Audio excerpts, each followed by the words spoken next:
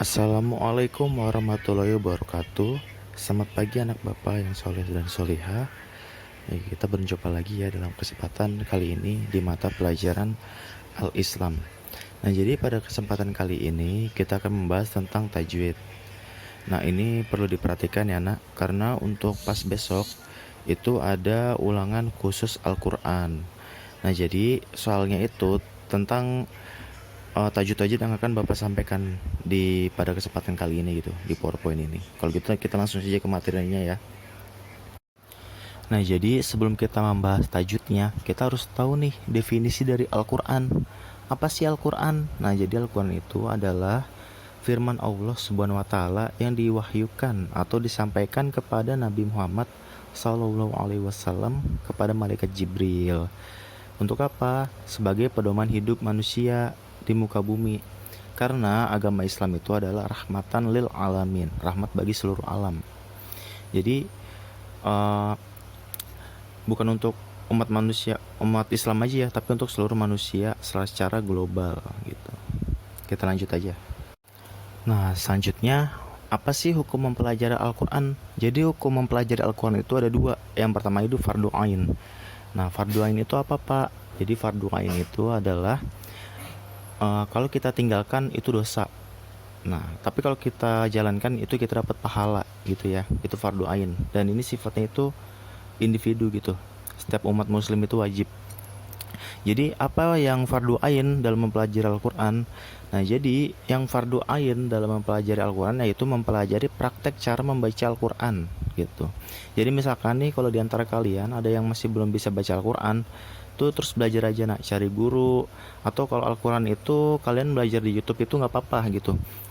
Ya kalau untuk belajar Al-Quran, tapi kalau belajar yang lain itu dipilih-pilih lagi. Seperti akidah, fikih itu dipilih-pilih lagi. Siapa yang ngasih materinya gitu, penceramanya. Jadi gitu ya. Jadi wajib mempelajari Al-Quran. Seenggaknya kita mempelajari ya kan, supaya gugur kewajiban kita gitu, walaupun sedikit. Lalu yang kedua itu fardu kifayah. Nah, hukum fardu kifayah, apa sih fardu kifayah?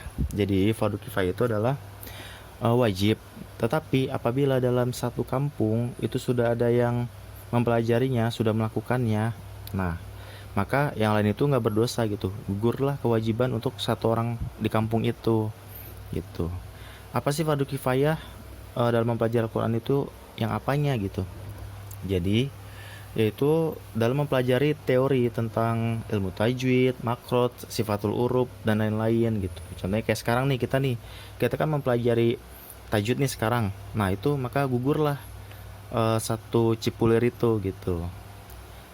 Fardu kifayahnya dalam mempelajari teori Al-Qur'an gitu ya. Kita next aja.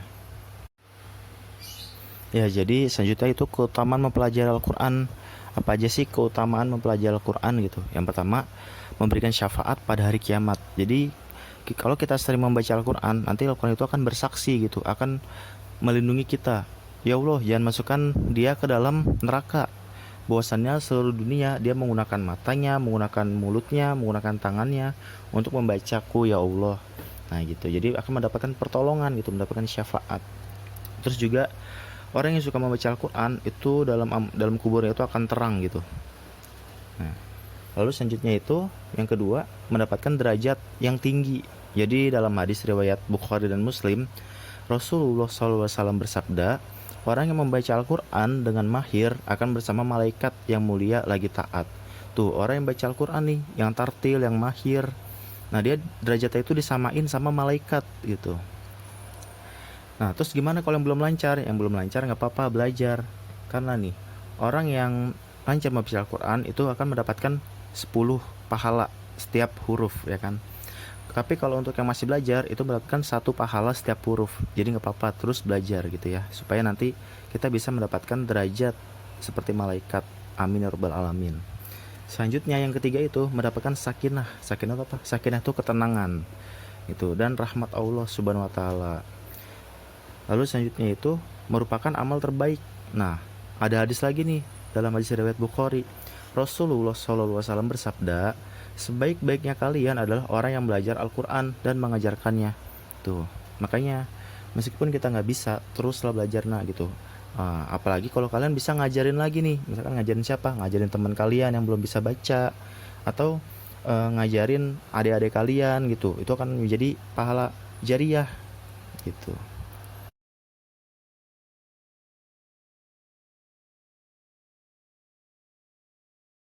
Nah, kalau kita udah ngajarin orang nih, insya Allah setiap orang yang kita ajarin itu baca Al-Quran, nah itu akan menjadi pahala bagi kita. Belum lagi kalau dia ngajarin lagi ke orang lagi, ngajarin ke orang lagi, ngajarin ke orang lagi. Pahalanya sebanyak apa gitu. Yang penting kita jangan ujub, jangan ria gitu. Jadi simpen aja. Maksudnya, wah dia dulu pernah saya ajarin tapi dalam hati aja. Jangan umbar-umbar, nanti jadinya ria, amalannya habis. Gitu ya, nak. Selanjutnya kita masuk ke hukum tajwid yang pertama, yaitu hukum bacaan mat. Nah, mat itu apa sih? Mat itu artinya memanjang. Maksudnya gimana, Pak? Jadi maksudnya itu memanjangkan bacaan-bacaan tertentu ketika bertemu dengan huruf-huruf tertentu gitu. Kita langsung aja ya. Next. Nah, jadi mat tobi'i yang pertama itu ada mat asli atau mat tobi'i ya. Hukum mat yang pertama. Nah, jadi apa sih mat tobi'i? Jadi apabila ada huruf yang berharokat fathah atau vokal A bertemu dengan alif, atau huruf domah yang vokalnya itu u bertemu dengan wawu sukun atau wawu mati. Lalu atau huruf yang berharokat kasroh. Kasroh itu yang vokal i bertemu dengan huruf iya mati. Maka dibaca panjang sebanyak 2 harokat atau 2 ketukan atau 1 alif. Nah, ini contohnya nih.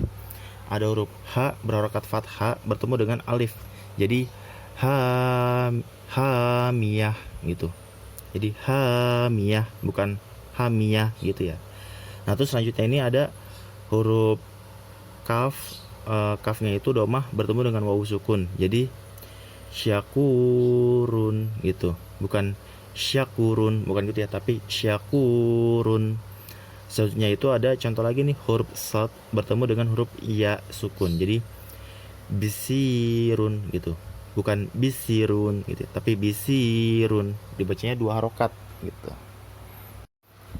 Nah, selanjutnya yang kedua itu ada mat far'i atau mat cabang. Nah, jadi mat far'i itu ada banyak ya. Kalau nggak salah itu ada sekitar 11 atau 15 gitu ya. Nah, tapi dalam pertemuan kali ini kita pelajari itu 5 dulu. Nggak apa-apa dikit-dikit, yang penting kita paham bisa kita amalkan gitu. Nah, yang pertama itu ada mat wajib mutasil. Ini kurang T1 ya, harusnya T-nya 2, mutasil ya kan. Apa sih mat wajib mutasil? Apabila terhadap huruf mat tobi'i. Huruf mat tobi'i itu yang pertama tadi ya. Nah, bertemu dengan huruf hamzah. Lambangnya kayak gini nih. Dalam satu kata, maka dibacanya sepanjang 4 atau 5 harokat atau 4 atau 5 ketukan gitu. Ini contohnya nih. Innallazina kafaru sawaun alaihim.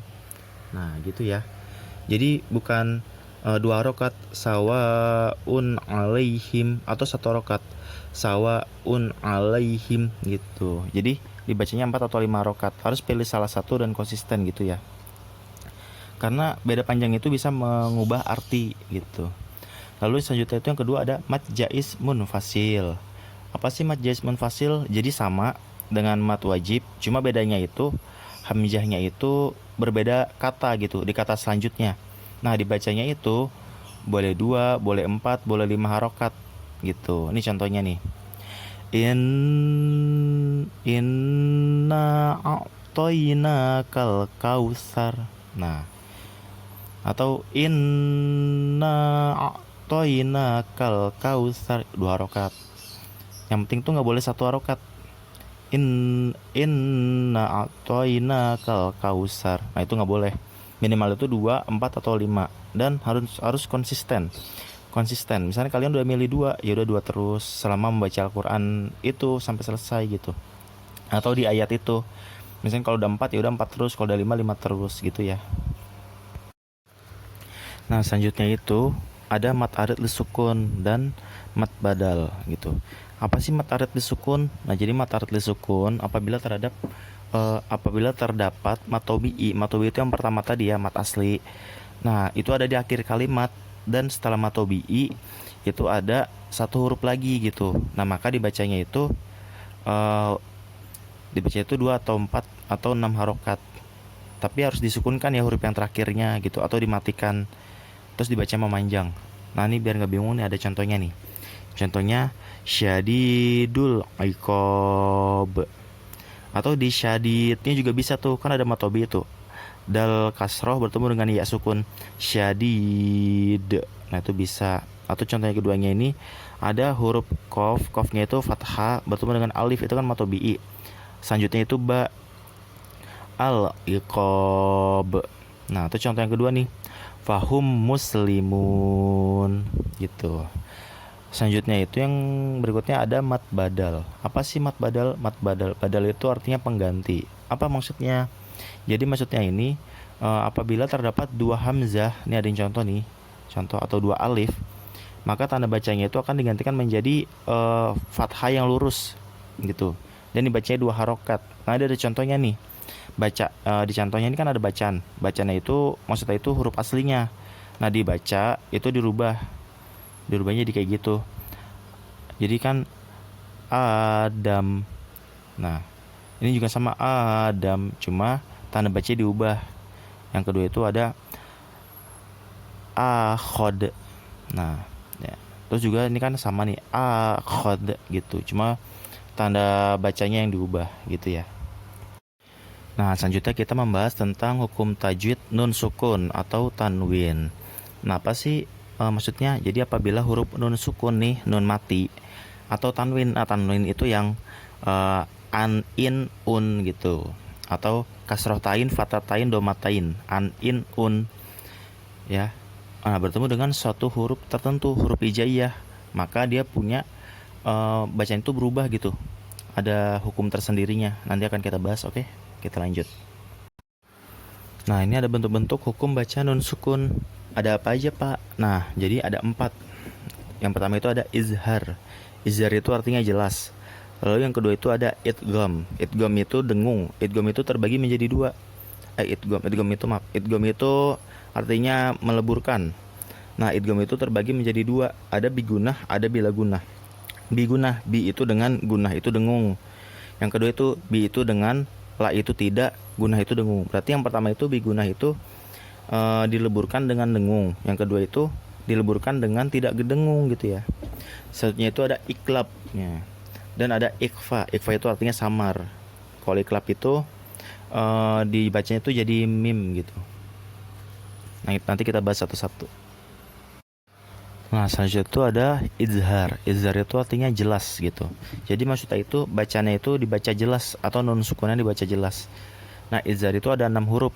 Nah ini cara ngapalinnya biar mudah. Ain, ha, hamzah, ha, ain, ha, koin, kha gitu ya, biar gampang. Nah terus ini ada contohnya nih. Yang pertama itu wayan auna. Nah itu jelas kan, wayan auna, nunnya benar-benar kebaca. Lalu yang contoh yang kedua itu ma agna anhu maluhu wa ma kasab. Nah gitu ya, anhu dibacanya jelas gitu. Kita next. Nah yang kedua itu ada idgham. Idgham itu artinya samar, atau memasukkan huruf sebelumnya ke huruf setelahnya. Nah biasanya ini kalau di kitab atau buku-buku, apa istilahnya ya, mushaf ya, mushaf kemenak. Nah itu udah ada dikasih kayak tanwin gitu, tasdid gitu. Tasdid itu apa sih? Tasdid itu yang kayak huruf W gitu loh. Nah sedangkan kalau yang mushaf Utsmani, nah itu nggak ada gitu. Nah nih, jadi idgham itu terbagi menjadi 2. Yang pertama itu ada idgham bigunah. Apa sih idgham bigunah? Idgham itu kan tadi kan artinya meleburkan. Nah terus bigunah dengan dengung. Huruf-hurufnya apa aja pak? Huruf-hurufnya itu ada 4. Ya, nun, mim, wau. Nah ini caranya biar kalian mudah menghafalkan, yaitu yanmu gitu. Nah ini ada contohnya nih, mang yakmal. Nah itu dengung gitu. Min nikmah gitu ya. Jadi didengungin gitu ya, ditahan dulu. Min nikmah gitu. Selanjutnya itu idgham bila guna. Selanjutnya ya, idgham bila guna. Idgham itu meleburkan, bila guna. Bi itu dengan, la itu tidak, guna itu dengung. Berarti dengan tidak dengung atau tidak dengung, hurufnya itu cuma ada dua, yaitu lam dan ro. Nah ini contohnya nih. Walam yakullahu kufuwan ahad. Nah itu jadi nggak dengung ya, bukan yakullahu tapi yakullahu kufuwan ahad gitu. Contoh yang kedua, isyatir rodiyah. Nah ini kan yang ro ini dia nggak ada tanda tasdid nih. Ini contoh Usmani nih. Kalau yang lain itu kan ada tasdidnya nih. Yang lam tuh ada tasdid itu itu kemenak gitu ya. Nah kita lanjut aja. Nah selanjutnya itu ada iklab. Iklab itu apa sih? Iklab itu mengganti bunyi bacaan. Apabila nun sukun bertemu dengan tanwin, nah jadi dibacanya itu mim gitu ya.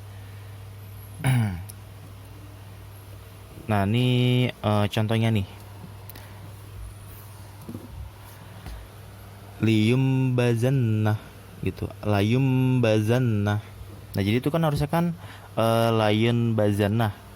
Tapi karena ini ada iklab, jatuh kena hukum iklab karena ada nun sukun, setelahnya itu ada huruf ba, jadi layum bazannah gitu. Contoh yang kedua, mim ba'di gitu ya, atau mim ba'd. Nah gitu.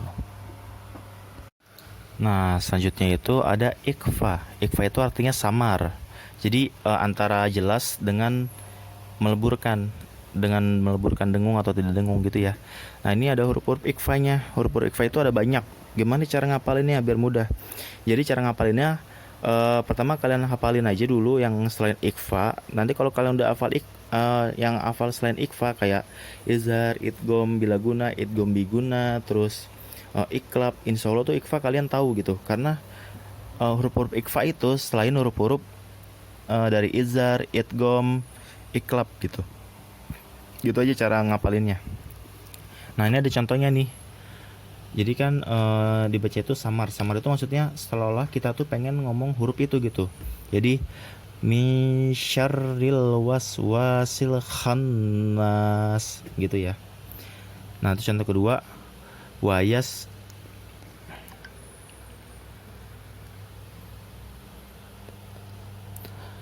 sayasla naron zatal lahab. Jadi kayak pengen ngomong za-nya itu kayak pengen diucapin gitu.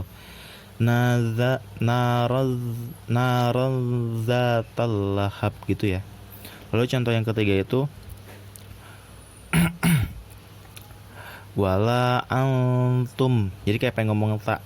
Wala antum abidun nama a'bud gitu.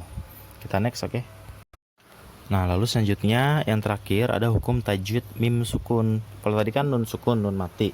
Nah kesana tuh mim sukun, mim mati gitu. Kita lanjut aja. Nah jadi mim sukun ini terbagi menjadi 3. Apa aja? Yang pertama itu ada ikhfa syafawi. Lalu yang kedua ada izhar, ada idgham mimi atau mutamatsilain. Lalu yang selanjutnya itu ada izhar syafawi. Syafawi itu artinya bibir gitu ya. Ini bedanya, kalau nun itu kan dia itu makrotnya itu nggak di bibir, tapi kalau mim itu di bibir. Apa aja yang di bibir makrotnya? Itu mim sama ba gitu. Kita next aja. Itu cuma sekedar pengetahuan aja untuk kalian. Nah jadi yang pertama itu ada idgham mimi atau idgham mutamatsilain. Apa sih idgham mimi? Nah idgham mim itu apabila ada huruf mim sukun, nah huruf selanjutnya itu adalah huruf mim tapi mimnya hidup, maka dibacanya itu seperti mim bertasdid.